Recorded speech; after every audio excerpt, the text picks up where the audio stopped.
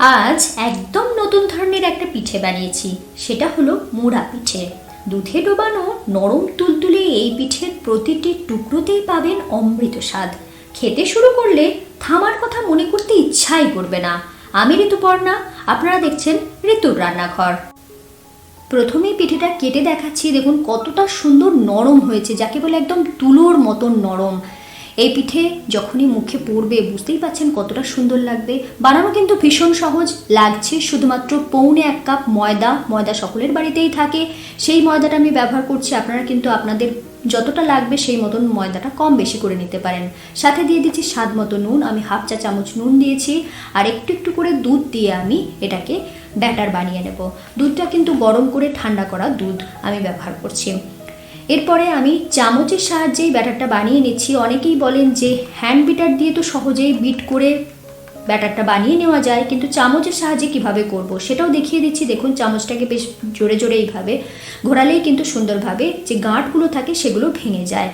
দেখুন আস্তে আস্তে একটু একটু করে দুধ দিয়ে যদি এইভাবে ব্যাটারটা বানিয়ে নেন, তাহলে ভিতরে কোনো লাম্পও থাকছে না, মানে গাঁট থাকছে না, সুন্দরভাবে স্মুথ ব্যাটার তৈরি হয়ে যাচ্ছে। একটু এইভাবে স্পিডে ঘোরালেই কিন্তু হয়ে যাবে। দেখুন সুন্দরভাবে ব্যাটার তৈরি হয়ে গিয়েছে। তুলে আপনাদেরকে দেখাচ্ছি, দেখুন এর ঘনত্বটা ঠিক এরকমই হবে, পাতলার দিকে। এটাকে সাইড করে রেখে দিচ্ছি। এরপরে আমি পুরটা বানিয়ে নেব। তার জন্য দিয়ে দিচ্ছি 1/4 কাপ গুড়। যেহেতু আমি গুঁড়ো ব্যবহার করছি, সেই জন্য সামান্য একটু জল দিয়ে দিচ্ছি যাতে গুড়টা গলে যায়। একটু নাড়াচাড়া করে দিয়েছি, সুন্দরভাবে গুড়টার পাক হয়ে গিয়েছে। ঠিক এই সময় আমি দিয়ে দিচ্ছি কোরানো নারকেল 1/2 কাপ। কোরানো নারকেলের সাথে আমি আর একটা জিনিস ব্যবহার করব, সেটা হচ্ছে ছানা। আমি এখানে 1/4 কাপ ছানা ব্যবহার করেছি যাতে পুরটা খেতে খুব সুস্বাদু হয়। সাথে দিয়ে দিচ্ছি 2 টেবিল চামচ গুঁড়ো দুধ। গুঁড়ো দুধ দেওয়ার জন্য বেশ মাখো মাখো হবে, খেতে কিন্তু খুব ভালো লাগবে। পুরটা যত ভালো হবে পিঠেটা তত সুস্বাদু হবে। আস্তে আস্তে পুরটাকে একটু নাড়াচাড়া করে আমি শুকনো করে নিচ্ছি। এই সময় দিয়ে দিচ্ছি সামান্য একটু এলাচ গুঁড়ো। এরপরে আবারও নাড়াচাড়া করে নিচ্ছি, কারণ পুরটার মধ্যে এখনও একটু রস রয়ে গিয়েছে। রসটা থাকা চলবে না, পুরোটা বেশ ভালো করে মেরে নিতে হবে যাতে পুরটা বেশ টাইট হয়ে যায়। পুরটা আমার তৈরি হয়ে গিয়েছে। এরপর পুরটাকে আমি সাইড করে রেখে দিচ্ছি ঠান্ডা হওয়ার জন্য। এদিকে আমি ক্ষীর বানিয়ে নেব, তার জন্য দিয়ে দিচ্ছি দুধ। আমি এখানে দিয়ে দিচ্ছি মোটামুটি 1/2 লিটার দুধ। দুধটাকে বেশ ভালো করে ফুটিয়ে মেরে নিতে হবে। আমি হাই ফ্লেমেই রেখেছি আর এটাকে গাঢ় করে নিচ্ছি।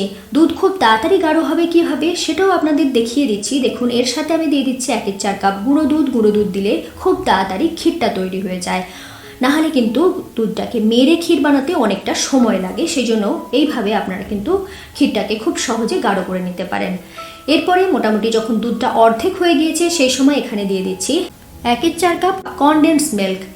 কনডেন্স মিল্ক যদি ব্যবহার করতে না চান সেক্ষেত্রে আপনারা কি করবেন, সেক্ষেত্রে শুধুমাত্র স্বাদ মতো চিনি ব্যবহার করলেই হয়ে যাবে। ক্ষীরটা কিন্তু খেতে খুবই সুস্বাদু লাগবে। এর সাথে দিয়ে দিচ্ছি 2টো এলাচ। এলাচটা একটু শেষের দিকে দিয়েছি যাতে গন্ধটা খুব ভালো আসে। গোটা এলাচও দিতে পারেন কিংবা গুঁড়ো এলাচটাও ব্যবহার করতে পারেন। ক্ষীর আমার তৈরি হয়ে গিয়েছে, ক্ষীরটাকেও সাইড করে রেখে দিচ্ছি। আর এদিকে দেখুন পুরটা ঠান্ডা হয়ে গিয়েছে। পুরটাকে আমি একটা প্লেটে ঢেলে নিচ্ছি।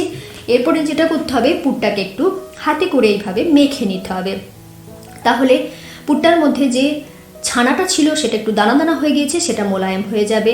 এরপর হাতে করে আমি এইভাবে প্রথমে গোল পাকিয়ে নিয়েছি, নেওয়ার পরে এইভাবে একটু চ্যাপ্টা শেপের বানিয়ে নিচ্ছি, কারণ পিঠেটা আমি একটু চ্যাপ্টা শেপের বানাবো, সেই জন্য পুরটাকেও ওইভাবেই বানিয়ে নিচ্ছি। এইভাবে কিন্তু পুরটাকে প্রথমেই বানিয়ে নিলে সুবিধা হবে। দেখুন প্রত্যেকটা এইভাবে চ্যাপ্টা মিষ্টি যাকে বলে বানিয়ে নিচ্ছি। আর একটা প্লেটে আমি এইভাবে রেখে দিচ্ছি। পুরটা পুরোপুরি ঠান্ডা হওয়ার পরেই এই কাজটা করবেন। এরপর আমি প্যান বসিয়ে নিয়েছি। খেয়াল রাখতে হবে প্যানটা একদম হালকা গরম থাকবে। ঠিক সেই সময় 1 চামচ ব্যাটার দিয়ে দিচ্ছি। দেওয়ার পরে এইভাবে ঘুরিয়ে ঘুরিয়ে মিলে নিয়েছি। নেওয়ার পরে এক ধারেতে আমি পুরটাকে দিচ্ছি। এইভাবেই দিতে হবে একটা সাইডে। তারপর যখন এটা শুকনো হয়ে যাবে ওপর থেকে, ঠিক সেই সময় এটাকে আস্তে আস্তে পাকতে হবে, কারণ এই পিঠেটা ভীষণ নরম হয়, সেই জন্য খুব সাবধানে এটাকে এইভাবে মুড়তে হবে, নাহলে কিন্তু ছিঁড়ে যেতে পারে। এরপরে আস্তে আস্তে দেখুন দুটো সাইড মোড়া হয়ে গিয়েছে। এরপর যেমন দেখাচ্ছি এই শেষের দিক থেকে, যেদিকে আমি পুর দিয়েছি ঠিক শেষের দিক থেকে এইভাবে মুড়তে শুরু করতে হবে। এইভাবে মুখটা প্রথমে লাগিয়ে নিলাম, নেওয়ার পরে এইভাবে মুড়ে যাচ্ছি। যেহেতু ভিতরে পুর রয়েছে অনায়াসেই কিন্তু মোড়া যাবে এবং সুন্দর দেখতে লাগবে। দেখুন একটা পিঠে তৈরি হয়ে গিয়েছে। এইভাবে প্রত্যেকটা পিঠে খুব সহজেই বানিয়ে নেওয়া যায়।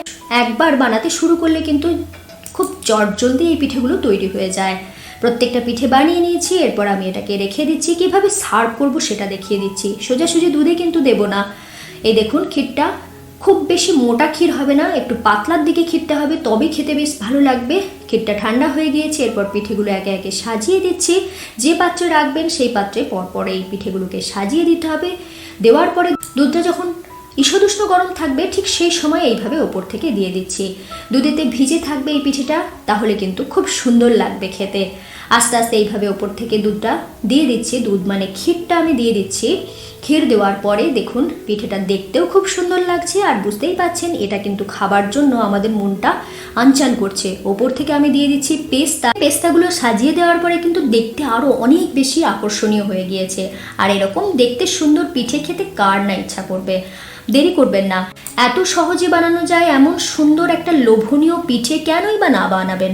এই পৌষ পার্বণে অবশ্যই বানিয়ে খেয়ে দেখুন, আমার মনে হয় খুব ভালো লাগবে। আর কমেন্ট করতে ভুলবেন না, অবশ্যই কমেন্ট করে জানাবেন কেমন লাগলো এই পিঠেটা।